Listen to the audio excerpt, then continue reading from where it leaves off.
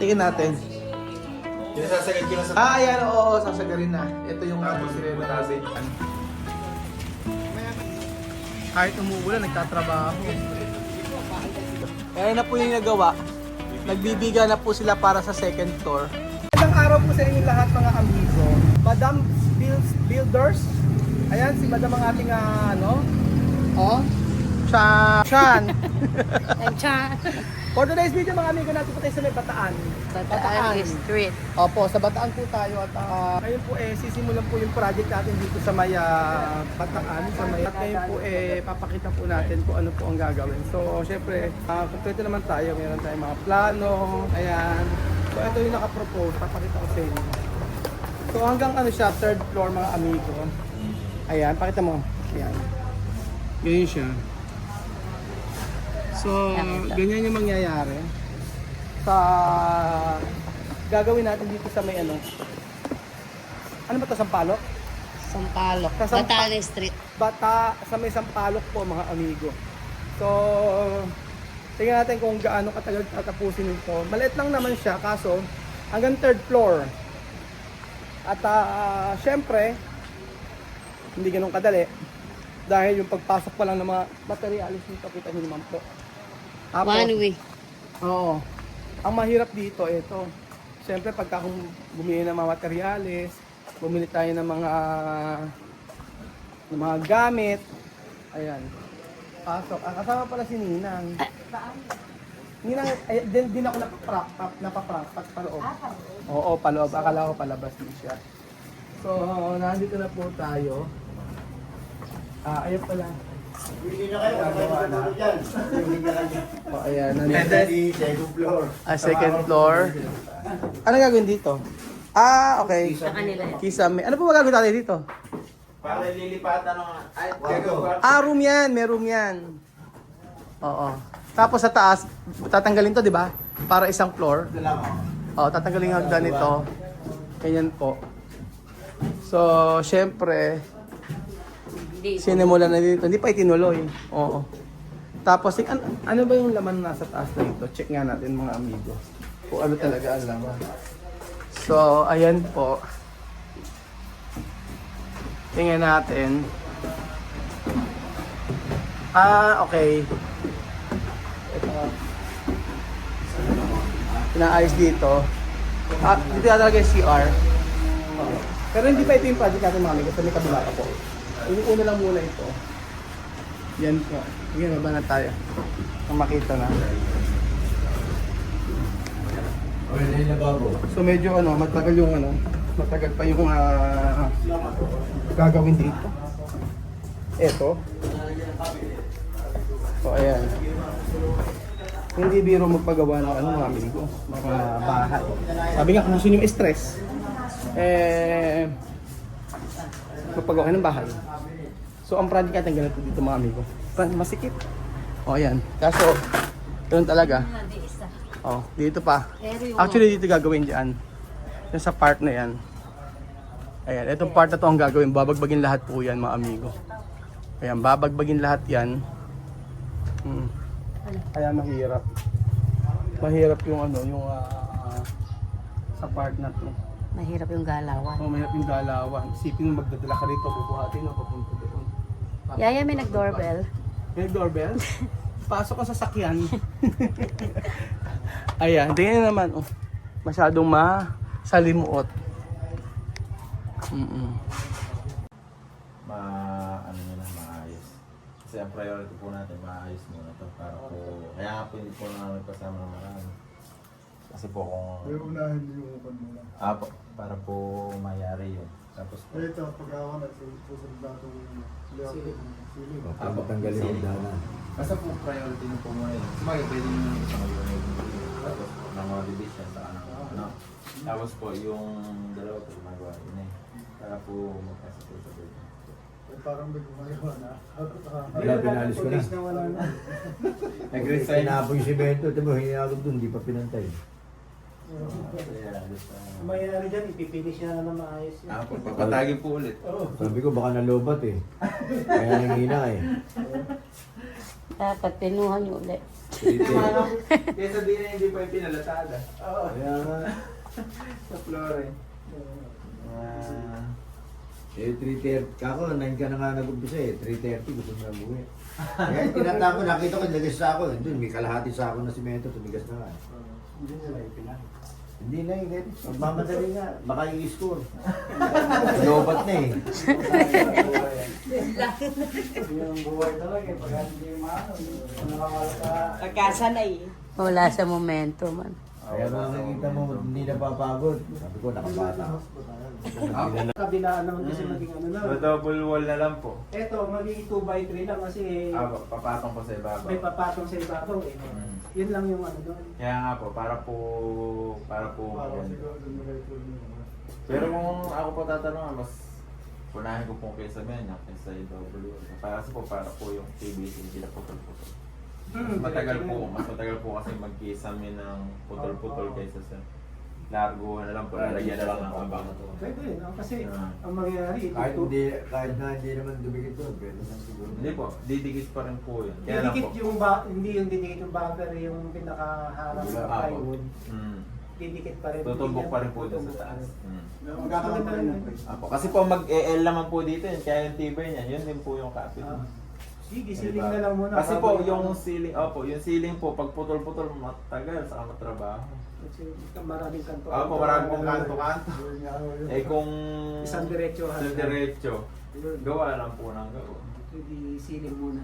Apo, para po mayayos na para magagawin. I-issue ka ba yung ano, yung balance ni Yasmin?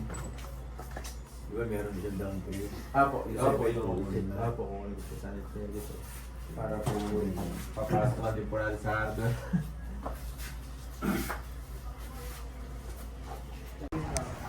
So, ayun po mga amigo, pumipirma lang si Marvin para po sa down payment. Para po sa down payment kasi mag-start na po sila dito. Medyo ano lang, medyo tumagal lang po dahil may mga inayos pa. Alam niyo naman po kapag ka nagpagawa ka, hindi naman na po pwedeng agad-agad. Especially kailangan ng plano, permit, ganyan po, at saka ayan po si Madam Roma. Saan na naman rumampa? Ayan, nirepera. Di ba nangungutang pa? Charot. Sabi, ayan. 5,000. Para po sa ano sa mga tauhan, iiwanan po namin muna. Opo. So after po nito, mga amigo, kami ay pupunta naman sa Antipolo. Kaya abangan niyo po yung gagawin namin doon. Hindi ko po maipakita yung gagawin kasi magbabakas pa lang po sila. So titibagin lahat yon. Ayan na yan, start na po. Mausap na rin kami ng hardware dito na pwede naming pag-anuhan. Pagbila ng mga materyales. At syempre, yung mga materyales po na manggagaling po sa sa kanila ay tatransferan ko na lang po. So, madali naman magpagawa ng bahay. Huwag lang po laging tingnan kasi may stress ka. Hindi, sa ang stress namin mga amigo, yung meron pang madidiwara. Oo, pag may mga madidiwara o materko na nagpapagawa. Pero usually naman ito, yung mga kagaya niyan, sila si Jasmine, okay naman. Yung lalo, especially yung mga subscriber po natin, sobrang mabait ng mga nagpapagawa sa atin. Talagang iniintindi nila yung sitwasyon. Yun po. Maganda kasi kontrata. Kasi magbabayad ka lang, tapos tapos na. Bigyan nila sa yung susi, ganun po. Kaysa magpagawa ka, mag-aarawan ka, o everyday babayaran mo. Hindi maganda. Kasi ma-stress ka. Tapos ikaw bibili ng materyales, hindi po yun. Pinakamaganda talaga, ipapakyaw mo na yung kontrata na. At least kung ano nasa kontrata, susundin. Ganun po. So, ayan. Antay lang natin si Belgium. Ito pa si Belgium yan. And then yan po mga amigo, natin na po tayo sa Forest Ridge.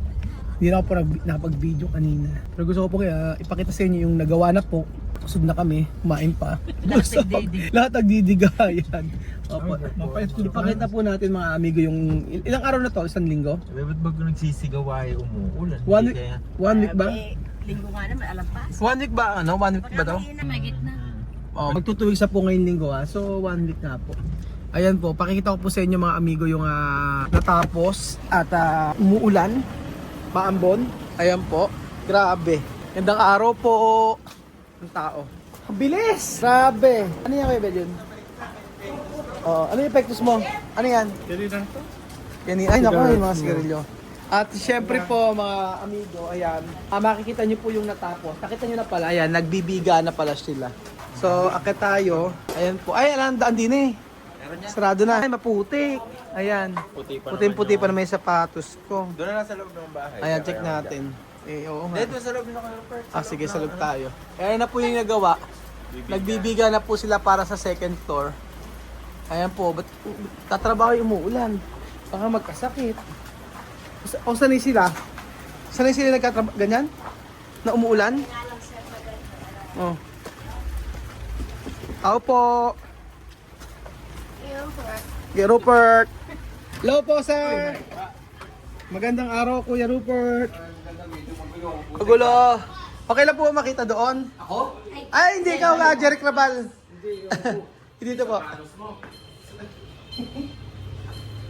Ayan po, check natin nasa may kabila po. Okay lang buksan, Kuya Rupert? Ito? Para makita natin yung... Ay, hindi mabubuksan? Saan yung binakpak? Tingin natin. Sinasagad ko lang sa... Ayan, oo, sasagarin na. Ito yung ating sireno. Putasin yung wall na yun. Papalitan na rin siya.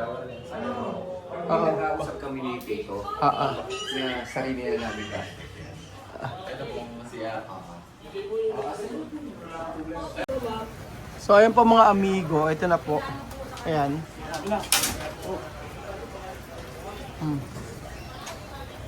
So, nagbibiga na po sila. After niya na bubuhusan na rin po. So, nagawa kami ng sariling ano, yung sariling poste dito sa likod. Ayan. Ayan po. Ayan. Pero yung isang 2 weeks po. Ayan. So ayan po, pati ito po, papabaguhin daw po natin. Mga yan. Tapos ito, po sa inyo sa taas. Yan po mga amigo. So ngayong week po yan, nagpe-prepare na rin po kami. Magpe-prepare po kami para po sa slab. Yan po. Sabi ko nga pati pa ito, papinturahan mo yung lahat eh. Para po maganda eh. Yan, especially sa hagdan, gusto pong papalitan. Aha. Ayan po mga amigo. Ayan. O ayan. Kahit umuulan, nagtatrabaho. Kita nyo po. Walang mabili sigarilyo katulad mo. Yosi-yosi na sila. Kasi po mga amigo, kaya sila gumagawa kahit umuulan dahil po pag linggo walang pasok po dito. So, ayan. Nagbibiga na sila aba. Tapos sa pipinturahan po lahat yan. Medyo ang tagal po ng inantay namin dito para magkaroon ng permit. Hindi po ganun kadali eh. Pero at least nakita nyo na po yung update. Ayan, kompleto na sila. May mga semento na rin pala sila eh. Kompleto na. Anong gagamitin natin, Marvin daw? Steel deck ibig eto. Sige. Explain mo nga Kuya Marvin. Bali ang steel deck ay Yung bakal po siya yung ilalim. yung sa slab natin yon. Apo, may steel deck po na tinatawag. Yung steel deck na tinatawag ay May bakal po siya sa ilalim. kaya steel. Hindi po ba imbis na lagyan ng forma? Kasi usually iba ginagawa nila may forma, merong tawag doon, merong may kahoy. May kahoy ginagawa nila ginaganon. Lagyan ng forma tapos lagyan ng plywood ba o yung Plywood po na. plywood. Tapos lagyan na ng bakal. Ang gagamitin natin ay Bakal na po yung pampoforma natin. bakal na yung sa ilalim. Tapos Tapos po, may buhos pa rin po. meron pa rin siya mga Apo, may bakal pa rin. Meron- Meron pa rin naman po yun. Kaya lang po tayo Oo. steel deck. Para po mas konti lang po yung ko. Pero same naman po yun. Tapos Same lang. Po yun, hindi na po babaklasin. Oo. Mas maganda nga yun, eh, no? Maganda pa po. Sama sa advisable po. Oo, yung Kahit sa mga building po, advisable na steel. steel deck ang tawag. Usually kasi nakikita ko dati yung ginagawa puro plywood lang. Yun Oo. po, hindi po. Pero ang ganda ng ano eh. Alam niyo na po mga amigo, steel deck daw po ang gagamitin natin. And then, ayan. Laki to pagka natapos. Luluwang. Ano? Ako iluluwag niya. Ang laki ng iluluwag kapag ka natapos. Ayun po. So, ayan po ang natapos mga amigo sa loob ng ilang linggo. Magalos na 2 weeks daw po. So, mabilis na rin po yan. Ang gumagawa po ay ilang? 7, 8? 6 lang gumagawa dito sa part na to mga amigo. So, ayan po ang project natin sa Sampaloc at sa may Antipolo. Hopefully po ay matapos ng mabilis para po sa mga ibang project po natin. So, yun po ang update at salamat po sa panonood ng episode na ito. So, libangin natin ang ating sarili sa sa trabaho, kontrata, para at least po ay tayo malibang po at huwag po malungkot. So, ayun po mga kababayan ko. Thank you so much po sa inyong pag-support sa bawat video natin. At nakakatuwa dahil kahit na umuulan talagang trabaho sila. Di ba sanay ba sila Marvin? Baka magkasakit yung mga yan. Hindi naman po natin sila pinipilit eh. Sila naman po. Pag ganyan ba, hindi naman nagkakasakit. Sanay na siguro. No? Kaya nga, sanay naman na siguro sila na kahit umuulan na nagtatrabaho. So ayun po mga amigo, thank you so much po at God bless po sa panonood ng episode nito.